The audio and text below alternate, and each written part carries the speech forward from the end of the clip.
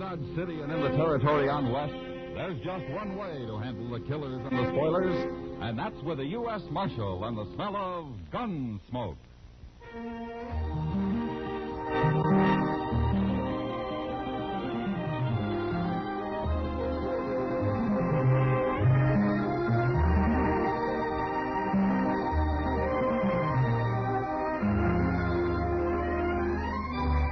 Gunsmoke, starring William Conrad. The story of the violence that moved west with young America. The story of a man who moved with it. Matt Dillon, United States Marshal.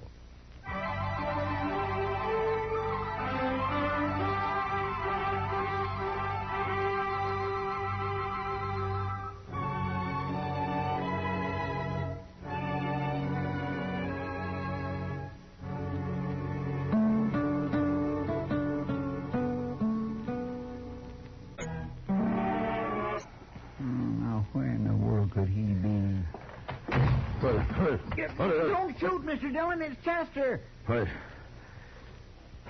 you darn fool.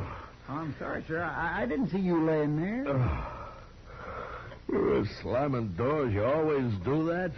Who do you think it was? Is there somebody after you? Well, there could be, Chester. A lot of people. Yo, what do you got there? A telegram. I happened to be passing by the depot and they gave it to me. Here. Oh, you read it. I haven't got my eyes on it. All right. My. It's from Washington, Mr. Dillon, from the government. Well, then they still know where I am anyway. Well, yes, sir. It's addressed to you. Well, read it, Chester. All right. It says, proceed to Fort Larned and receive return prisoner from Colonel Bloor. Stop. You will hold in Dodge until arrival of Roger Phillips of Boston. Stop. Signed, C.J. Calvert, War Department. What's it mean? Well, as usual, it doesn't explain much, Chester. That Fort Larned is a 55-mile ride from here. I got to go over and pick up some prisoner and then ride 55 miles back to Dodge with him. Yes, but what for, Mr. Dillon? I don't know, Chester. Maybe that man from Boston can explain it when he gets here. That colonel at Fort Larned must know. Oh, he might. Can I go with you? All right. We'll start in the morning at daylight.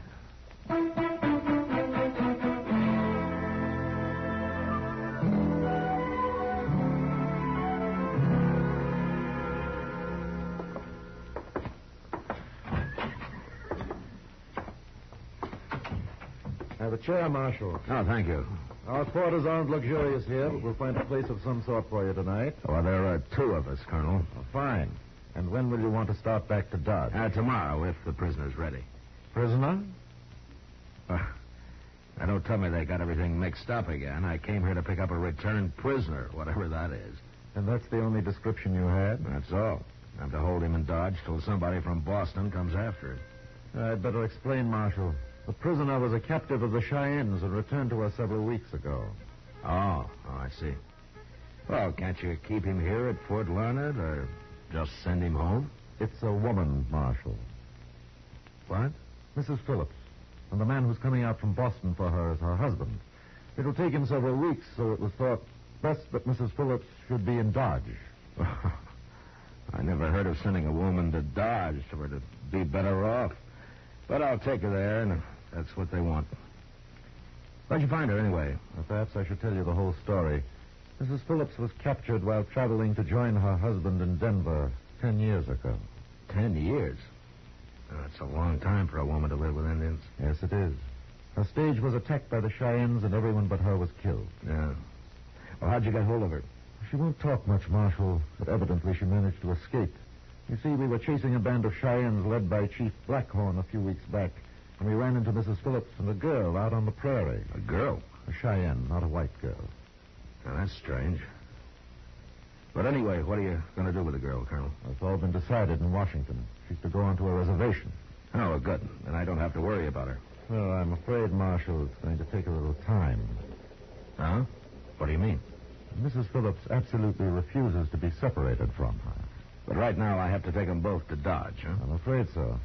I'll send for the girl when Mrs. Phillips goes home. How old's the girl, Colonel? Perhaps somewhere between 8 and 12. Well, I suppose I'll meet him at supper. I don't think so. She insists on eating alone with the girl. Oh, and by the way, they're both still in Indian dress. You'll have to do something about that in Dodge. Colonel, do you have a bottle of good whiskey hidden in that desk? Of course I have, Marshal. But don't worry. I'm sure everything will go smoothly. Sure.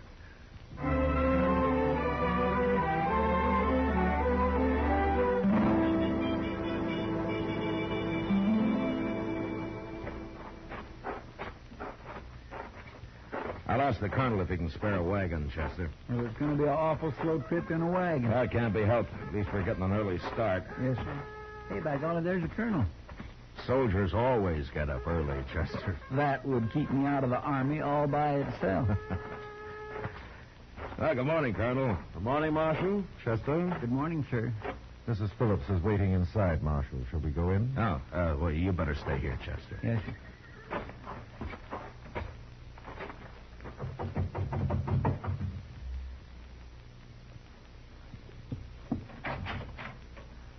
Mrs. Phillips, I've brought Marshal Dillon. How do you do, Marshal? Ma'am? Come in, gentlemen.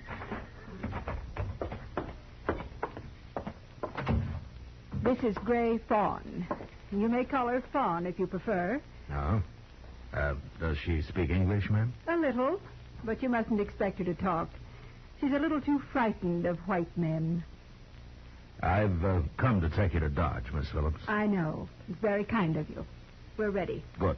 I forgot to ask you, Colonel, if I could borrow a wagon. Why, certainly, Marshal. And I'll send a soldier along to drive it. That won't be necessary, gentlemen. Fawn and I have horses, and we can ride. That's a long trip, ma'am. I'm sure we've made longer ones, Marshal. We're ready to leave when you are. I'll have your horses brought up at once, Mrs. Phillips. Thank you, Colonel. It's 55 miles, ma'am, and there's no place to spend the night. You forget, Marshal. I've been a Cheyenne for 10 years. All right. Well, let's get started.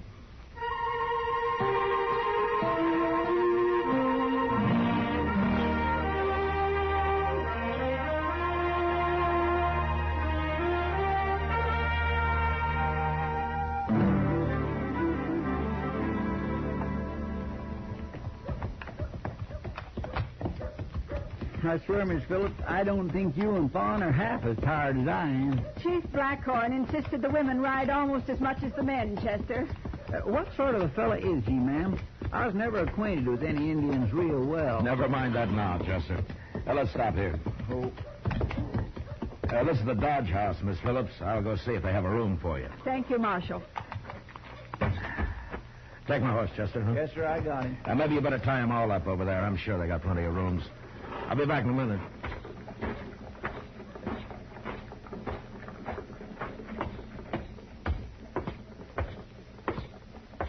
Good evening, Hank. Hello, Marshal.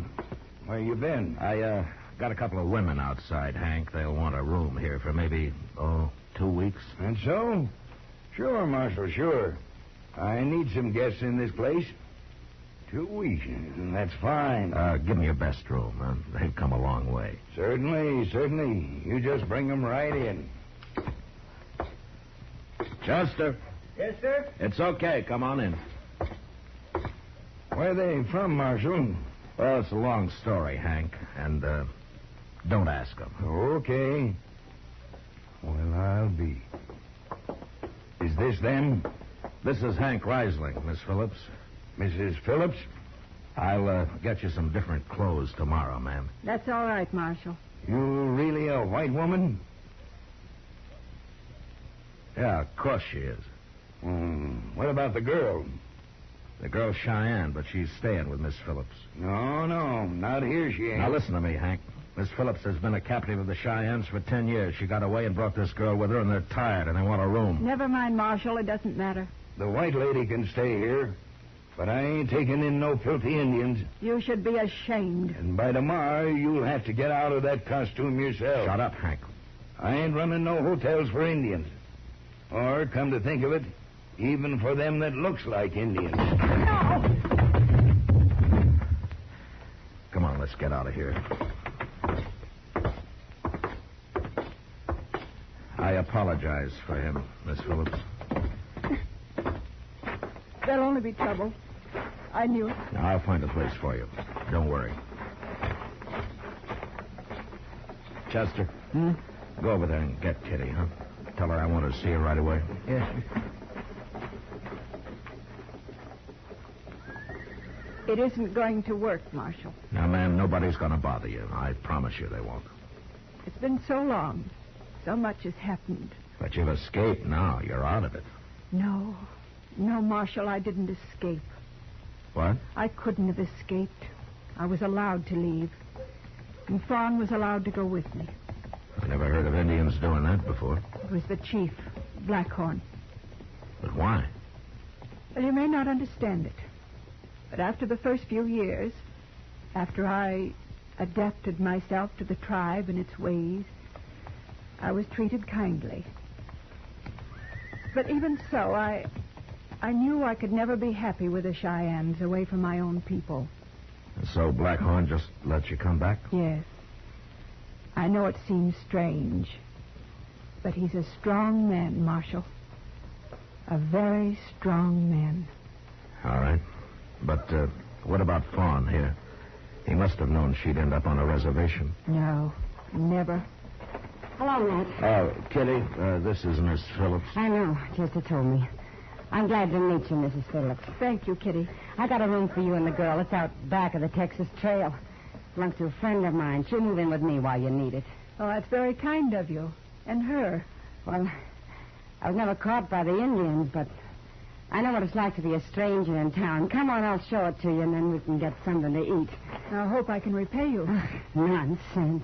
Take the horses, will you, Chester? Yes, sir. Shall we go, Mrs. Phillips? Excuse me, Kitty. I want to say something to the marshal first. Sure. Here, Fawn, you take my hand. We'll walk on ahead. What is it, ma'am? A moment ago, you asked about Fawn. You said she'd go to a reservation. Well, that's what the colonel said. Fawn will stay with me. Always. Well, I guess you're pretty fond of her. Yes, I am. You see, Marshal, Fawn is my daughter.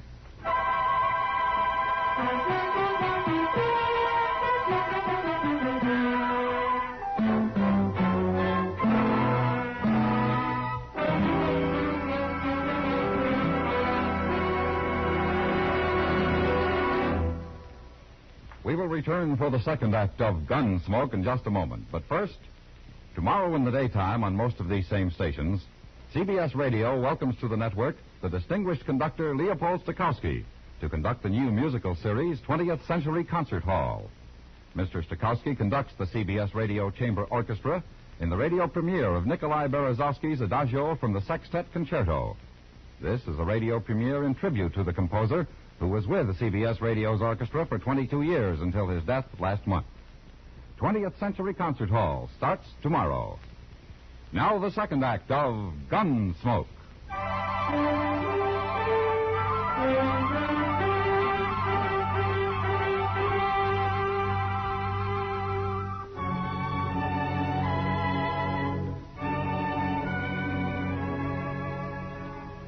It took a lot of courage for Miss Phillips to come back into the white man's world after 10 years among the Cheyennes and to bring her daughter with her.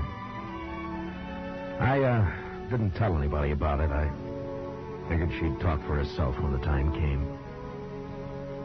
A week passed, and while the people of Dodge regarded Miss Phillips as a curiosity, they didn't take to her treating the child as an equal. And so they avoided them both. Kitty looked after them, though, and I saw them whenever I could.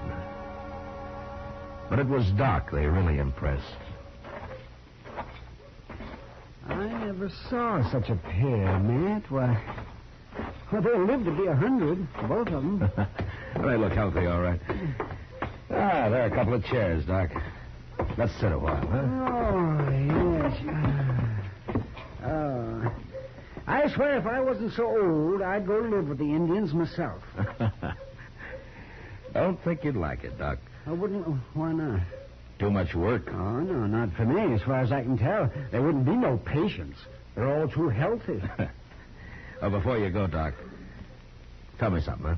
Huh? Do you think the girl is as frightened as she was at first? Oh, she'll come out of it. Just give her time. This is quite a change for her. Yeah, it sure is. There's one thing about Fawn, though. What? She isn't pure Cheyenne.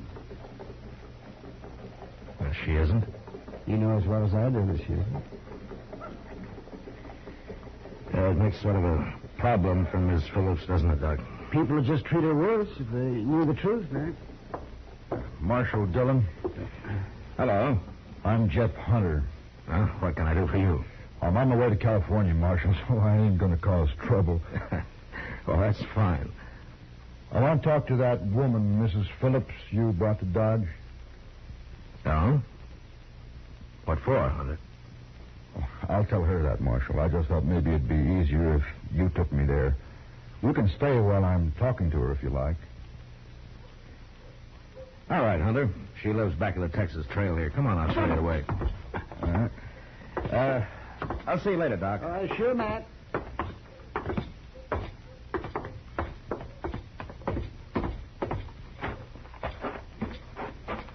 You live around here? I've been ranching, Marshal. It's too cold winters. I'm going to California. No? Yeah. Family? No, I'm alone. No. Here we are.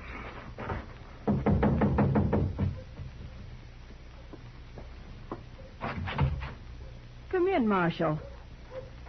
Oh, both of you. Well, thank you, ma'am. Miss Phillips, this is Jeff Hunter. How do you I'm do? proud to know you, ma'am. He wants to talk to you, Miss Phillips. He looks like a good man to me, or I wouldn't have brought him here. Oh, you're most welcome, Mr. Hunter. Miss Phillips, I heard your story, some of it anyway. I thought maybe you might know something about my wife. Your wife? Yes, ma'am. The Arapahoes captured her about 7 years ago. I know there's some Arapahoes and Cheyennes that are friendly, and I was wondering if you ever heard of her. Her name was Ruth. Oh. The Arapahoes had a white woman once. Blonde, captured on the Solomon River. I never met her, though. My wife's a blonde, and that's the place it happened. Oh. Mr. Hunter, when I heard of her, she'd already died. I'm sorry. Ruth never was very strong. Shouldn't have brought her to this country. It wasn't your fault, Mr. Hunter. Things just happen sometimes, that's all. Maybe it's better she died. That could be. I hope it wasn't too hard for you, ma'am. It wasn't easy. That's a right pretty little girl. What's her name? We call her Fawn. Oh, that's a pretty name, too. She takes after you, ma'am. What? Well, of course, she's a little different in color, but she kind of has your mouth. Marshal.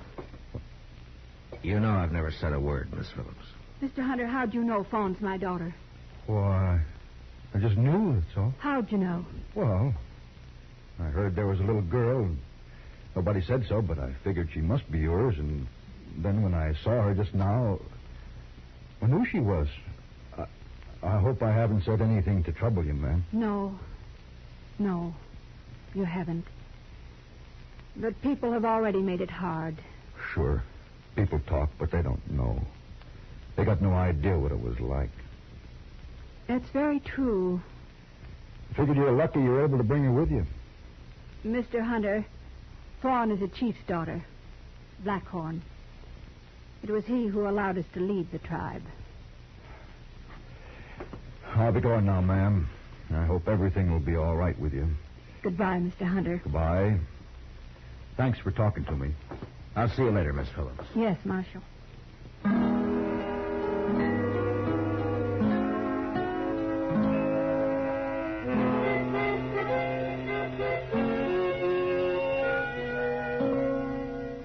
Jeff Hunter didn't leave Dodge right away.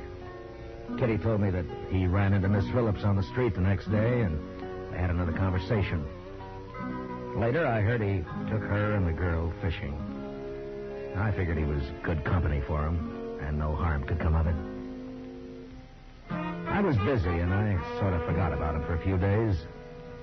When one morning a man walked into the office. Marshal Dillon?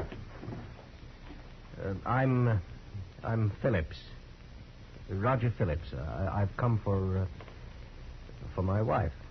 Well, when did you get into Dodge? Oh, I came in the Santa Fe last night. Last night? I thought it wisest to wait till morning. Oh. Well, it's your business, Phillips.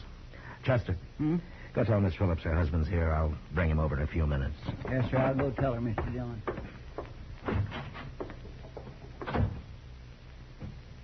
Well, this is my first trip west in many years.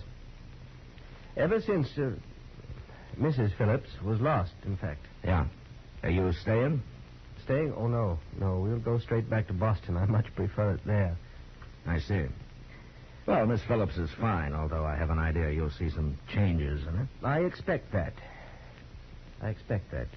She's been through a terrible experience, Marshal.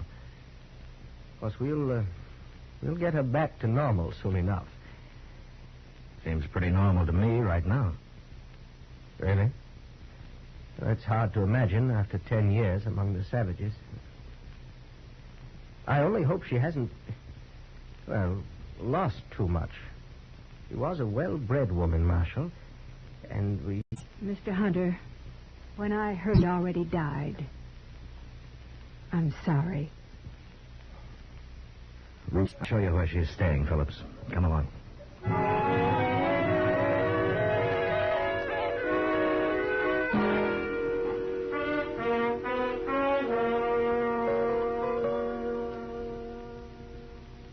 I sure didn't think much of him, did you, Mr. Dillon? Not much, Chester. Awful uppity. Seems a shame. A fine woman like that. Well, maybe she can handle him. If he's worth handling. It's not our problem, Chester. Well, no, sir, I guess not. Marshal, I want to talk to you. Good morning, Miss Phillips. Good morning, Marshal. Now, Marshal, you listen to me. Yeah? What is it? Well, I've just learned the full truth. I understand you've known about it all along. I hope you'll forgive me, Marshal. I told him you knew. There's nothing wrong with that, ma'am. The whole thing is wrong. A girl will go to a reservation where she belongs. This was arranged in Washington. No, Roger. Never, never. Now, wait a minute, ma'am. Look, Phillips, the colonel at Fort Larned told me the arrangements, but he didn't know the facts, and neither did the people in Washington. Things are a little different now, don't you think? Well, you can hardly expect me to take that girl back to Boston. It's up to you, I guess. Well, then go over there and get her, Marshal. And hold her here in jail until we leave Dodge, and then you can do what you like with her after that. Roger. You must be a pretty big man in Boston, Of Phillips. course I am. But this is Dodge City. Nobody ever heard of you here. Now, why don't you calm down and decide what you're going to do? I know what I'm going to do. I won't leave her, Roger. I won't have her around, here or anywhere else. Then I'm sorry. What do you mean you're sorry? Go back to Boston. I'll stay here. Do you know what you're saying? Yes, I do. I'll divorce you. You'll never get a penny. I don't want your money. I wouldn't have it. Very well, then. Stay. No longer anything but a squaw anyway.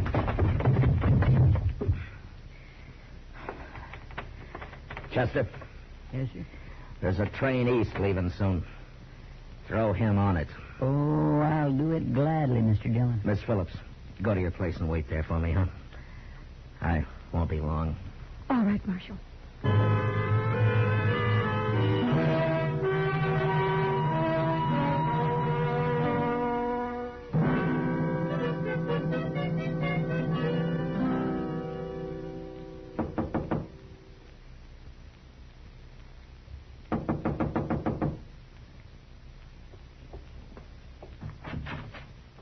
Come in, Marshal. Why, Mr. Hunter. Marshal told me to come along, ma'am. I hope it's all right. Come in. Thank you.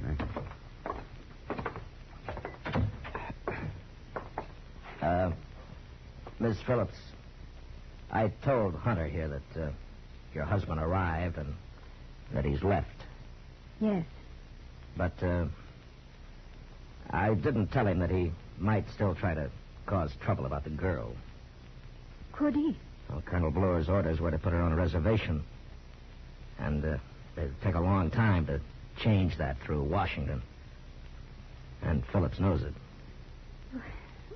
What can I do, Marshal?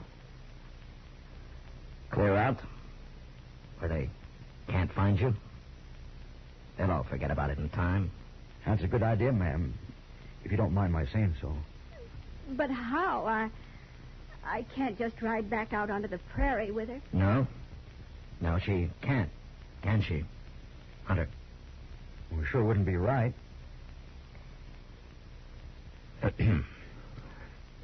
Well? Ma'am? Yes. I'm headed for California, like I told you. I can leave any time. I got plenty of room for two more, like you and your pretty little girl. Do you really want us? Well, I'll tell you. I've been waiting around Dodge so as I'd be sure that you were going to be all right. You understand? Yes. Yes, I understand. No, sir, I guess not. Marshal, I want to talk to you.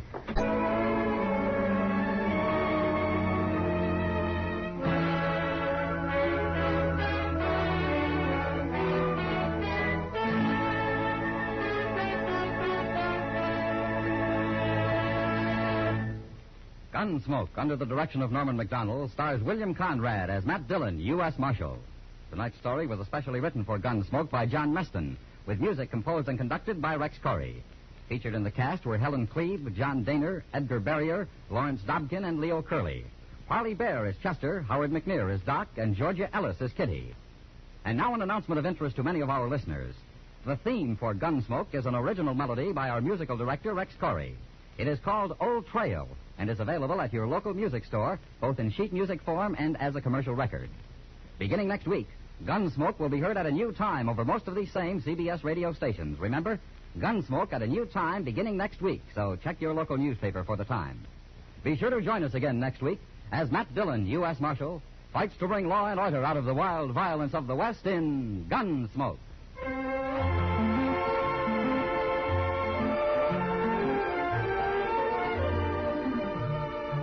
This Monday night, the Lux Radio Theater brings Joan Fontaine and Charlton Heston to its microphone, co-starring in The President's Lady. That's on the Lux Radio Theater, the same night CBS Radio stars John Hodiak in Suspense's production of Hellfire. Yes, Monday night on most of these same CBS radio stations. George Walsh speaking. America now listens to 110 million radio sets and listens most to the CBS radio network.